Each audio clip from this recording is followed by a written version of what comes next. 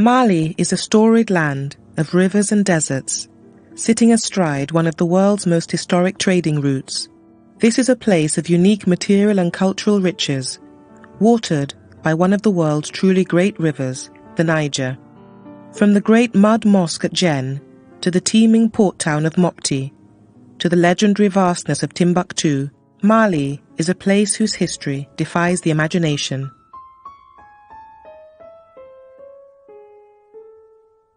The county of Djenne covers 4,500 square kilometers in the heart of the central delta and at the confluence of the Bani and Niger rivers.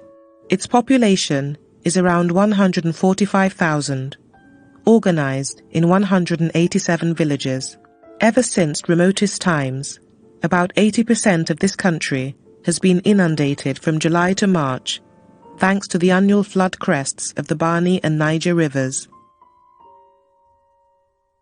The Bani River is navigable during the whole year, and during several months the town of Djenne becomes an island surrounded by water. Djenne is away from the main river routes, but when the Bani River is high enough, it's possible to arrive by public pinnace, motorized canoe, from Mopti. Although Mali is now one of the poorest countries in the world, one can still see why the first European explorers were so impressed by the richness and diversity of these cities. Up to today, a mixture of populations from all over the region inhabit these towns, and they practice traditional works. It seems that about 3,000 years ago, the part of the middle Niger in which Djenne is situated was so often covered by river floodwater that it was not regularly occupied. In recent years, periodic droughts have caused the emigration of significant numbers of farmers and fishermen.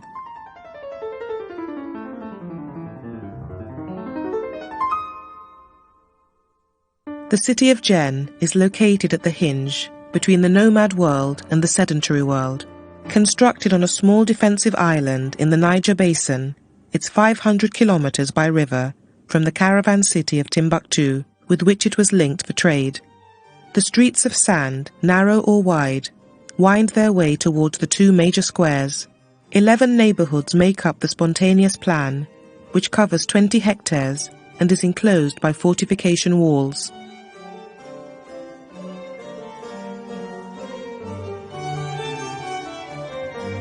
Djenne prides itself on its fine past. The original emplacement of Djenne was founded on the site of Zoboro. Its removal to the present site was accompanied by the sacrifice of atonement of a young girl, Tempana Djennepo, whose tomb is today among the oldest monuments of the city. Djenne fell under the influence of Islam toward the end of the 13th century. The Sultan Kumboro was converted in 1300 and transformed his palace, which is the site of the present mosque, into a place of worship.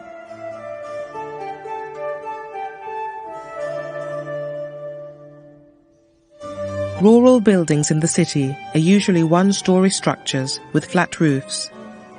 However, two-story houses are the most common. Roof terraces are actively used and may occasionally have a thatch-covered area to provide shade. Ancillary buildings may be covered with thatch. Dwellings made entirely of thatch appear mostly by the riverbanks as temporary shelter for communities of fishermen during the fishing season. Wood is necessary for the structure of floors and roofs, doors and windows, and toron. The bundles of palm tree trunks serve simultaneously as decoration and scaffolding for the required periodical rendering of the walls. Otherwise, the unique quality of the city and of its buildings results from the plaster quality of mud, allying structural components such as pillars and pilasters with the decorative opportunities they offer, so that pinnacles, parapets and toron appear as natural detail consequences. In the middle of a plain without a village, the hillock on which Djenne is situated was at the limit of the inundation zone during the Niger River's flooding season. Thermally ideal mud bricks, mortar and plaster are made from local deposits of mineral-rich silts after annual flooding. Mud, either as brick or as pies, is associated with the greatest examples of West Africa's monumental architecture, such as the Mosque of Djenne or the minaret of Agadez. The area most suited to mud brick architecture is the Savannah region, where there's enough water to make bricks, plaster and pice, yet not too much rain to dissolve the dried mud walls.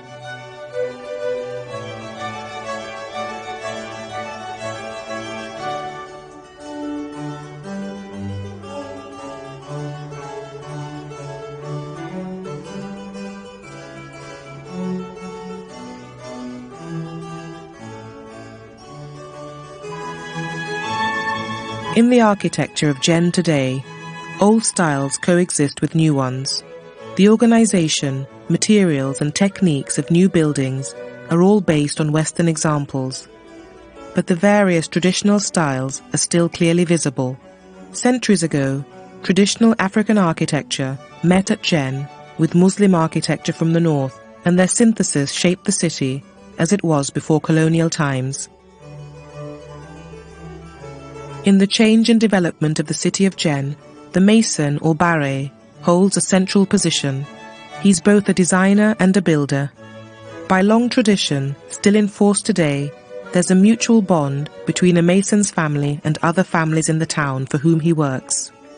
Most of the masons in Djenne are members of the Barret Ton or Masons Guild, which maintains professional standards and regulations, fixes building prices and wages, and organizes the annual maintenance of the mosque. The training of a mason in the specific Djenne Masonic skills takes place through a master-apprentice system, but that too has changed over the years.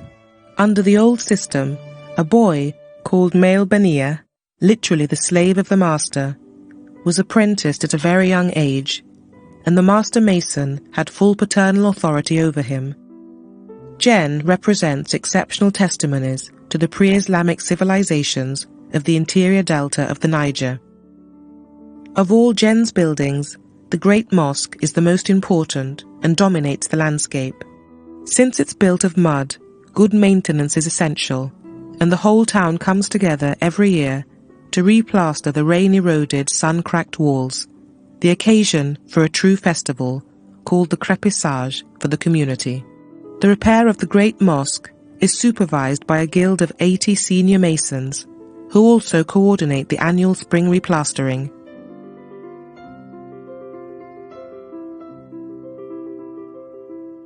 The main entrances of the mosque are on its south and north sides.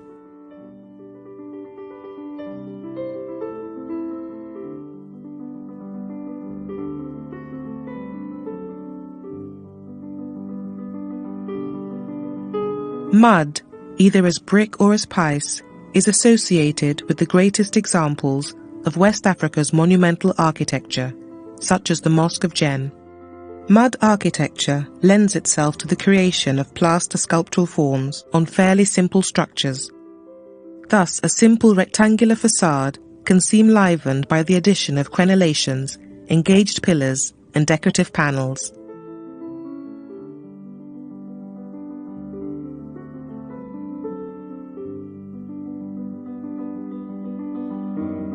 The mosque expresses the crystallization in 3 dimensions of the unique synthesis between Islamic cultural features and the cultures of indigenous West African societies.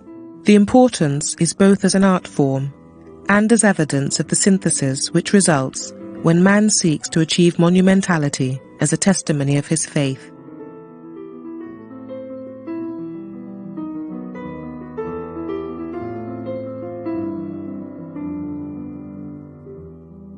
The symmetry of its facade, composed of 3 major minarets, rhythmically interspersed with absolutely vertical buttresses, competes with the best traditions of the Beaux-Arts. Above all, it achieves a sense of verticality, one of those canons of architecture unrivaled in this part of the world. The minarets aren't built up of a mass of solid material, but rather enclose an ample set of spiral mud stairs which lead upwards to the roof, from where the muezzin calls the faithful to prayer. The minarets are thus an expression of their true function. The incorporation of the minaret as an integral element of the facade itself marks an innovation in mosque design. Towers are often topped with a spire capped by an ostrich egg, symbolizing fertility and purity. The traditional methods of mud architecture vary from one town to another. The Western style, often referred to as the Sudan style, can trace its origins to the city of Djenne. Mosques are distinguished by large minaret-like towers above the mihrab and tapering buttresses terminating in cone-shaped pinnacles.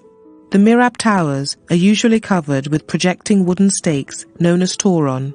These stakes were often found all around the walls of a mosque and functioned as scaffolding, although they may also have some ritual significance. The Great Mosque was built in 1909 on the ruins of the previous mosque. It was meant to be a replica, but differed considerably from the ruined original, which had been recorded before its destruction. The mosque interior, with its rhythmic definition of space, might, with a bit of imagination, easily satisfy the criterion of loftiness with which Gothic architecture endows the cathedral. Its setting, conforming to the classic tenets of urban design, provides a formal approach which permits the viewer to marvel at the magnitude of its scale and structure. Inside, a forest of 90 massive columns forms an arcade-like structure, which carries the mud-covered wooden roof.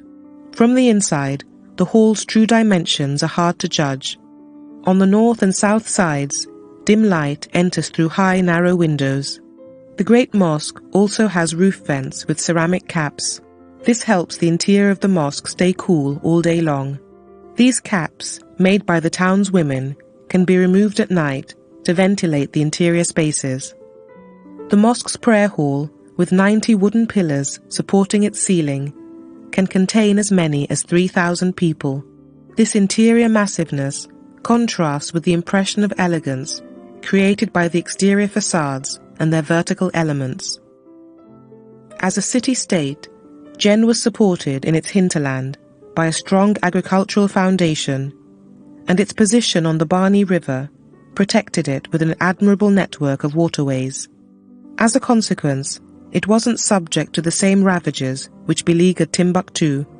Djenne marks a second phase in Islamic history, a phase in which Negro Islamic culture flourished over a number of centuries. With the growth of a stable urban milieu, there developed the skilled craftsmanship so essential for the growth of an articulate architecture.